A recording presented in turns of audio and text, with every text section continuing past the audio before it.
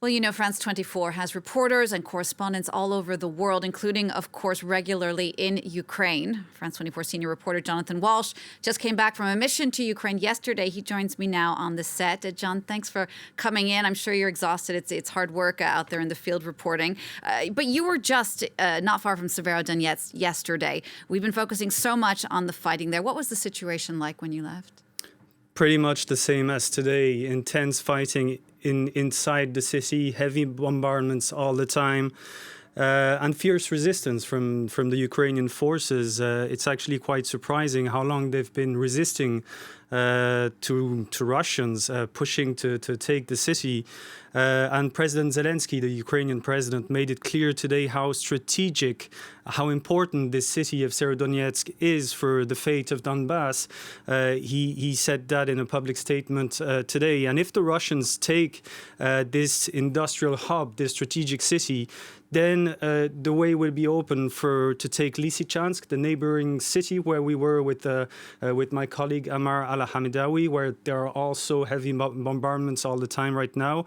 And after Lysychansk, it's big cities like Kramatorsk and Slovyansk. And if all those cities are taken, well, the battle for Donbas will be over and will be won by the Russian forces. Mm.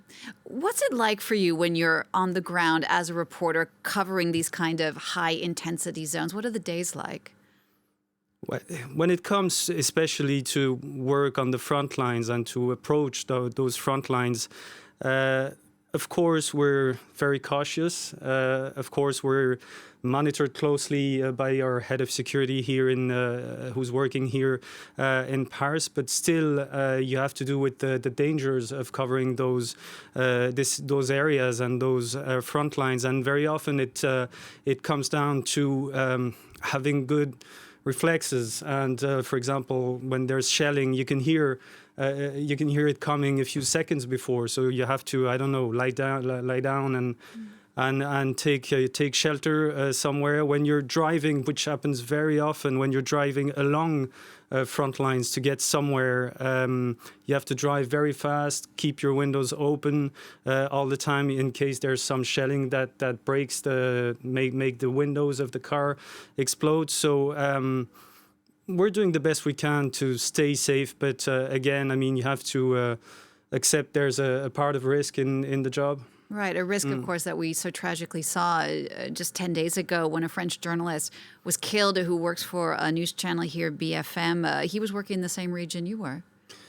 Yes, Frédéric Leclerc-Imhoff was actually staying in the same hotel as us, and we met him the day before he was killed, and he was killed on the road. We took actually the day before the road leading to Lysychansk near Severodonetsk, and we spoke about the dangers of going there, especially with his colleague Maxime, who survived this attack from the Russian artillery positions. And we gave all the information we could, but again, the road is dangerous, very dangerous. There's artillery fire all the time there, and we were driving in a fast car. They were in a rescue truck that was bigger, slower, and that was an easier target for Russian forces and for artillery fire. So this was obviously like a very dramatic and a very tough experience for us. But I especially think of Maxime and their fixer Oksana, who both survived the attack. And I mean, I have thoughts for them, and I think they're the ones that are going through a rough time right now. Yeah. And it is such incredible, difficult work, and we're so grateful for all that you do, John, for you and your colleagues who are in Ukraine.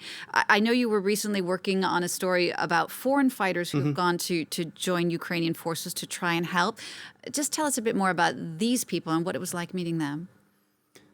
Most of them tell the same story, that they were at home watching the news in their countries, mostly Europe and North America.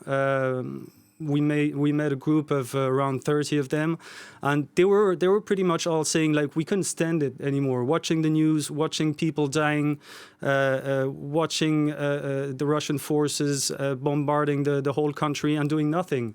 So they all felt that they had to intervene, do whatever they could.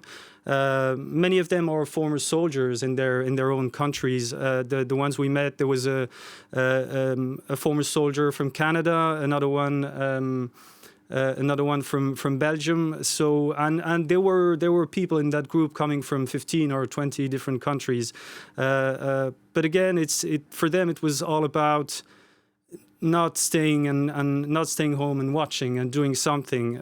Not all of them did think at the very beginning that they would be fighting.